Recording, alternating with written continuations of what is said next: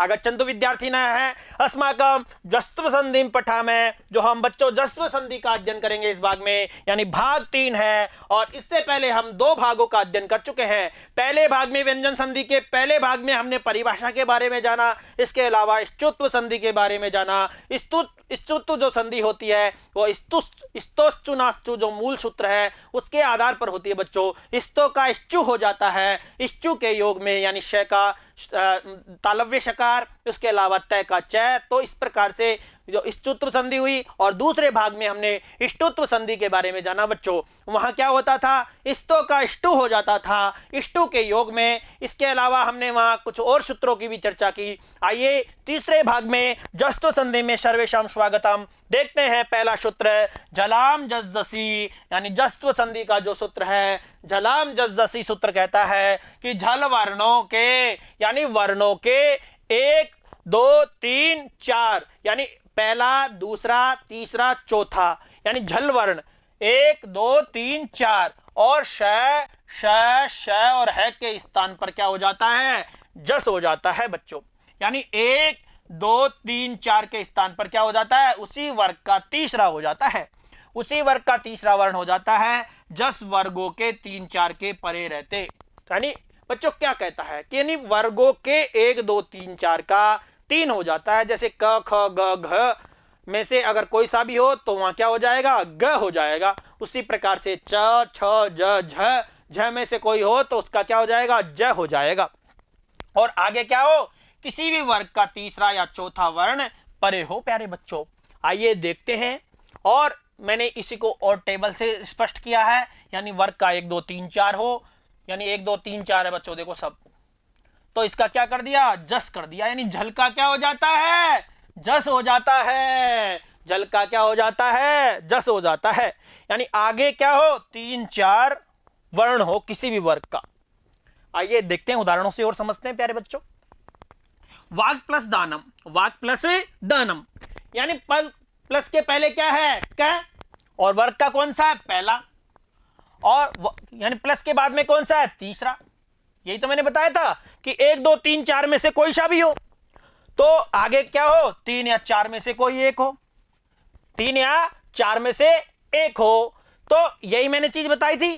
तो इस एक का क्या हो जाएगा, इसका 3 हो जाएगा। बस आपको कुछ नहीं करना, इस एक का क्या करना है, 3 करना है। जैसे क का क्या कर दिया हमने, ग कर दिया बस, और आगे 3 4 है। तो वाग प्लस दानम का क्या बना, वागदानम। क्या बना बच्चों, वागदानम। उसी प्रकार से जगत प्लस धाता, प्लस के पहले क्या है, पहला वर्ण, और प्लस के बाद में कौन सा है, चौथा वर्ण। और इस प्लस के पहले जो पहले है ना, इस तीसरे का क्या हो, ये पहले का क्या हो गया, तीसरा हो गया। जगत, जगत का क्या हो गया, जगत हो गया। उसी प्रकार से बुध प्लस धी, प्लस के पहले क्या है, ध, प्लस के पहले क्या है, ध, और प्लस के बाद में क्या है, चौथा वर्ण, और इस ध का क्या हो जाएगा, त थ द हो जाएगा। तो क्या बनेगा, बुद्धि। उसी प्रकार से शुद्ध प्लस धी, शुद्धि हो गया। आगे ककुब प्लस गामी, ककुब प्लस गामी, प्लस के पहले क्या है, चौथा वर्ण है, और प्लस के बाद में कौन सा वर्ण है, तीसरा वर्ण है।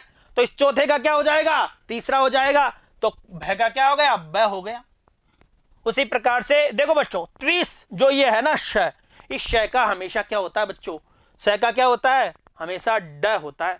यानी ये हमेशा ट वर्ग के साथ में आता है बच्चों। ये हमेशा किसके साथ में आता है, ट वर्ग के साथ में। और स्टू ना, पिछले में हमने जो पिछली संधि पढ़ी थी स्टू ना स्टू, वहां भी स्टू और ट वर्ग का मेल था ना बच्चों।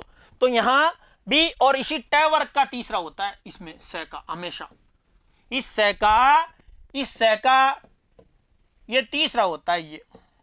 तो त्विस स का क्या हो गया, ड हो गया, त्विडभ्याम।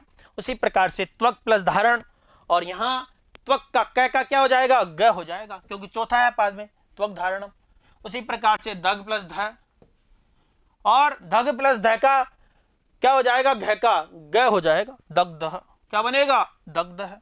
उसी प्रकार से सिद्ध प्लस धी, तो इसका ध का क्या हो जाएगा, द हो जाएगा, बस सिद्धि, शुद्धि, सिद्धि।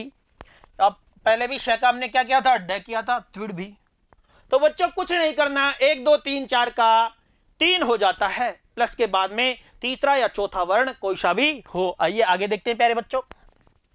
अगला सूत्र कहता है झलाम जशोवंते। झलाम जशोवंते जो सूत्र है वो ये कहता है कि यदि पदांत में झल वर्गों के 1 2 3 4 श श हो, यानी पदांत में 1 2 3 4 और श श श और है हो तो क्या हो जाता है, जस उसी वर्ग का तृतीय वर्ण हो जाता है। लेकिन आगे या तो स्वर रहे या फिर वर्गों के 3 4 5 है ये वह ल रहे। वही बात है। देखो यहां क्या है, पदांत। पदांत यानी पद यानी विभक्ति से युक्त हो या धातु रूप से युक्त हो, और तो उसी वर्ग का क्या हो जाता है, तीसरा हो जाता है। लेकिन आगे या तो स्वर रहे या तो आगे तो क्या रहे, या तो स्वर रहे या फिर वर्गों के 3 4 5 है यह वह रह ल रहे। आइए आगे देखते हैं। पदांत देखो सारे के सारे, यहाँ भी प्रथमा विभक्ति, शुभ भी, ये भी प्रथमा विभक्ति का, तत् भी, समिद, शमिद, अप, वाक प्लस अच, ये सब क्या है, पदांत है बच्चों। और इसमें क्या है, देखो सबसे पहली बात, इनके बाद में या तो क्या है, स्वर है। देखो सब में स्वर है। यह क्या है, र है ये वह र, या 3 4 5 है ये वह र, या 3 4 5 है, र है, स्वर है, 3 है, स्वर है, स्वर है। तो इस 3 का क्या हो गया, इसका तय 1 2 3 4 का क्या हो जाएगा, यहाँ 3 हो जाएगा। तो यहाँ पहला है, तय का द कर दिया तो क्या बना, जगदीश। तो क्या बना बच्चों, जगदीश बन गया। उसी प्रकार से दिक प्लस अंबर है, इसके का क्या हो जाएगा, ग हो जाएगा। रूप क्या बनेगा, दिगंबर है। उसी प्रकार से सट प्लस आनंद, सडानन हो गया। टै का ड हो गया। सुप का पै का क्या हो गया, ब हो गया, शुभंत हो गया। मिला लो बच्चों सबको। तत् प्लस रूपम, तय का क्या हो गया, द हो गया, और इसमें रूपम मिला लो तो ये वाला तद रूपम हो गया। समित प्लस आधानम, ध का क्या हो गया, द हो गया प्यारे बच्चों, क्या हो गया, द हो गया। अप प्लस जम, पै का क्या हो जाएगा, यहां ब हो गया, अब जम। उसी प्रकार से वाक प्लस ईश्वरी, यहां कै का क्या हो गया, ग हो गया, वागीश्वरी। अच प्लस आदि, आजादी हो गया, च का ज हो गया प्यारे बच्चों। तो 1 2 3 4 का 3 हो जाता है। सत प्लस आनंद, तो इसका तय का क्या हो गया, द हो गया, सदानंद, सदानंद हो गया। उसी प्रकार से च का क्या हो गया, ज हो गया, अजंत।